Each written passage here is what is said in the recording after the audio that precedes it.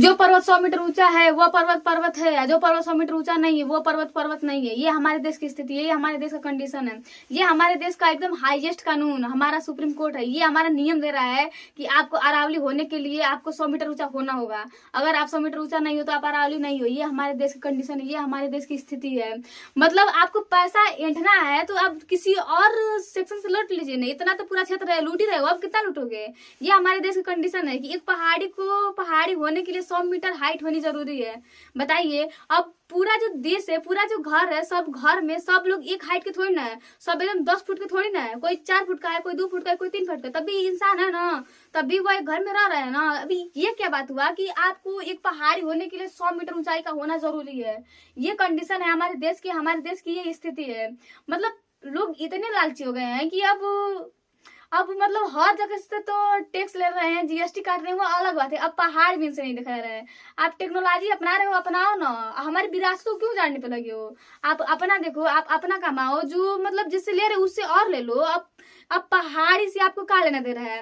आज आपकी जरूरत है तो आज आप अरावली को काट रहे हो, कल आपकी और जरूरत पड़ेगी तो आप जाके कल हिमालय को भी काट लोगे। अभी क्या स्थिति है, जब हमारे देश की सबसे प्राचीन पहाड़ी हमारी अरावली पहाड़ी सुरक्षित ही नहीं है तो क्या स्थिति, क्या आपकी क्या जिम्मेदारी है, आपसे क्या उम्मीद है कि आपसे मतलब आप पर क्या भरोसा है कि आप हमारे हिमालय को भी रहने दोगे। ये हमारे देश की कंडीशन है, ये हमारे देश की स्थिति है। बात करते हैं अरावली की, तो ये जो हमारी अरावली है ना, मतलब इसकी स्थिति की, तो ये जो हमारी अरावली है, अरावली हमारे गुजरात, राजस्थान, हरियाणा और दिल्ली में स्थित है। सबसे ज्यादा जो हमारी अरावली है ये हमारे राजस्थान में स्थित है। मतलब सबसे ज्यादा जो एरिया कवर करती है ये हमारे राजस्थान में स्थित है। ये क्या करती है, तो ये हमें दो तरह से ना प्रोटेक्शन करती है। जो हमारी अरावली होती है, अरावली हमारी दो तरह से प्रोटेक्शन करती है। पहला तो खुद हम लोग को करती है, जो उसे तबाह कर रहे हैं वो खुद हम लोग को प्रोटेक्शन करती है। और दूसरा का होता है ये हमारे पशु पक्षियों और पेड़ पौधों को प्रोटेक्शन करती है। जो पेड़ पौधे तो इसमें मतलब पाए जाते हैं, हम लोग को क्या प्रोटेक्शन करती है। तो पहला बात ये है कि आप जानते हो कि जब जून आता है ना तो हमारे यहाँ वर्षा होती है। तो पहला प्रोटेक्शन ये क्या करता है, तो ये वर्षा कराने का कार्य करता है। कैसे करता है, तो आप जानते हो कि जो हमारा मानसून होता है ना, मानसून की वजह से वर्षा होता है। मानसून बनता कहाँ से होता है, तो ये हमारे अरब सागर से बनता है। जो हमारे अरब सागर से मानसून बनता है ना, उस मानसून को ये रोकने कार्य करता है। और जब पहाड़ी है, जब मतलब जो अरावली होती है, अरावली मानसून को रोक देता है। तो ये क्या होता है, तो यहाँ अरब सागर से उठने वाली जो हवाएं होती हैं, हवाएं जब अरावली से टकराती हैं तो वहां पर ये वर्षा कराने का कार्य करती है। जो अरावली है, अरावली हमारी ये जो हमारा गुजरात हुआ, राजस्थान में कुछ पोर्शन हुआ, हरियाणा हुआ और दिल्ली हुआ, यहाँ पर वर्षा कराने का कार्य करता है। क्यों कैसे कराता है, तो जैसे मेडी नहीं होता है, जैसे मतलब बांधा होता है, बांध पे जो पानी होता है टकरा के वहां पर गिर जाता है, वही कंडीशन यहाँ पर भी होती है कि जो हमारी अरावली है, अरावली यहाँ पर वर्षा कराने का कार्य करती है। मतलब एक भूमि को नमी देने का कार्य करती है। इसके अलावा आप जानते हो कि जो हमारा राजस्थान है ना, राजस्थान एक हमारे रेगिस्तान की भूमि है। मतलब यहाँ पर हर जगह रेगिस्तान है, हर जगह बालू और कंकड़ है।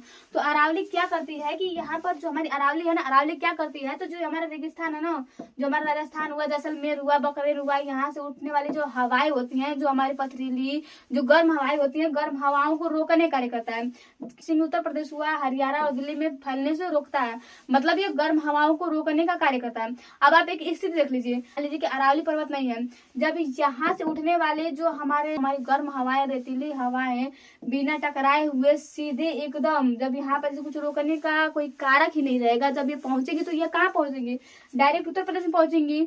यहाँ पे हरियाणा और गुजरात, राजस्थान सब जगह फैल जाएंगे, जिसके कारण हमारे इस पर बहुत सारी संकट समस्याएं उत्पन्न होंगी। इसके अलावा अगर यहाँ पर अरावली न रहे तो जो हमारा अरब सागर हुआ, अरब सागर से उठने वाला जो मानसून होगा, मानसून से भी वर्षा नहीं होगा। ये जो मानसून होगा, मानसून एकदम सीधे हमारे एकदम आगे बढ़ जाएगा। उत्तर प्रदेश के पूर्वी भाग में तो होगा, लेकिन पश्चिम भाग में यहाँ पर वर्षा नहीं होगा।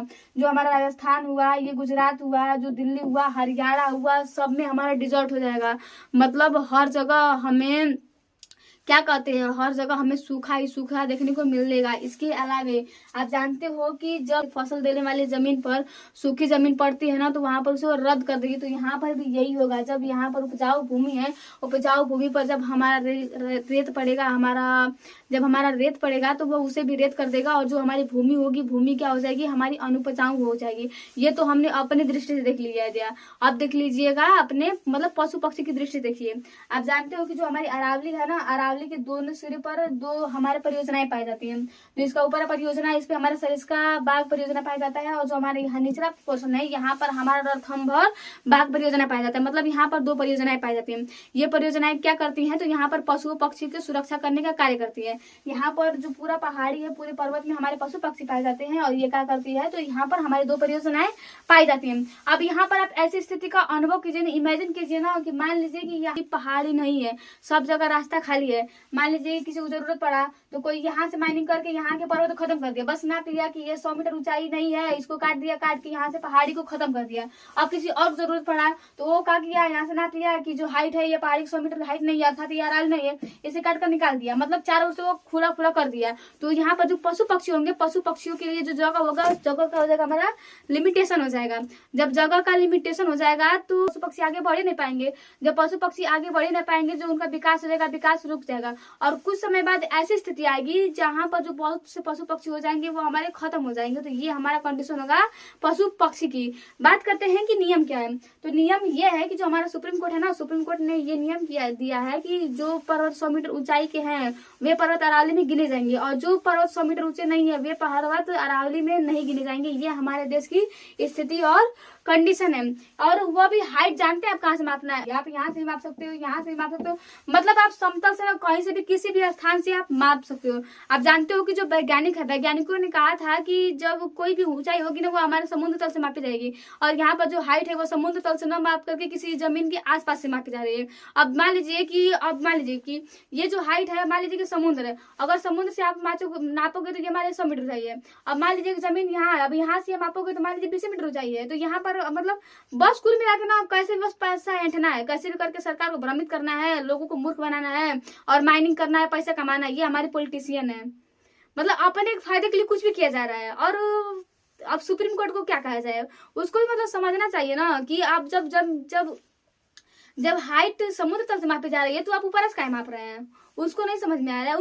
उनका एक नियम मतलब वो थोड़ा बहुत दिलासा दे रहे हैं ऐसे, मतलब इस नियम का वो फॉलो कर रहे हैं। वो कह रहे हैं कि जब तक ये नहीं होगा ना तब तक ये नियम को मतलब सुचारू रूप से लागू नहीं किया जाएगा।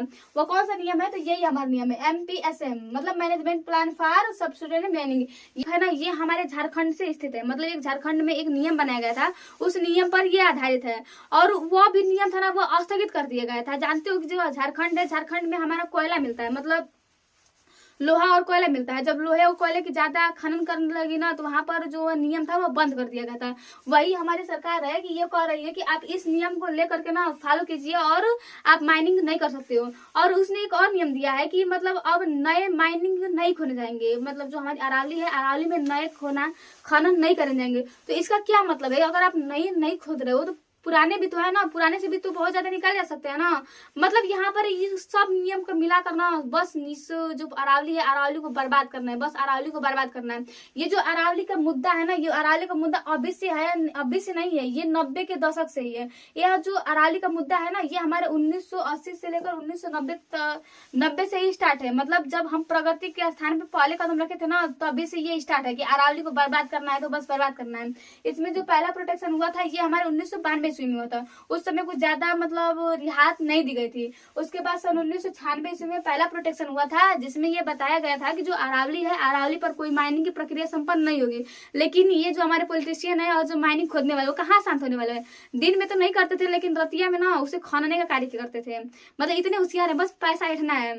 मेहता नाम के एक मतलब बहुत अच्छे आदमी थे। उन्होंने क्या किया कि उन्होंने मतलब वहां पर जांच पड़ताल की और उन्होंने सुप्रीम कोर्ट के सामने ये अपील की कि जो माइनिंग करने से ना जो हमारा अरावली है, अरावली बर्बाद हो रहा है। इसके बाद सन 2002 में मतलब एक बहुत अच्छा प्रोटेक्शन किया गया था कि जो अरावली है, अरावली के ऊपर कोई भी खुदाई नहीं की जाएगी किसी कहने पर, तो MC मेहता के कहने पर। वहां तक तो ठीक था, 2000 तक सही था, 2002 तक सही था, वहां पर प्रोटेक्शन खत्म हो गया था। लेकिन अब ये कहाँ शांत होने वाली, तो बस पैसा चाहिए, जहां से मन तहां से बस पैसा आना चाहिए। तो मतलब अब उस समय ने कुछ कर पाया तो अब ये करे। 2025 में ये नियम लगा दिए हैं कि 100 मीटर ऊंचाई हाइट की पर्वत है तो पर्वत है, अगर 100 मीटर ऊंचाई की हाइट की पर्वत नहीं है तो नहीं है। अगर इस नियम को लागू कर दिया जाएगा ना तो विश्वास मानिएगा जो हमारे 90% पहाड़ियां होंगी ये अरावली की खत्म कर दी हो जाएंगी। मतलब जो पूरा हमारा अरावली होगा, हमारा पूरा अरावली बर्बाद हो जाएगा इस जो ये नियम लागू किया गया है।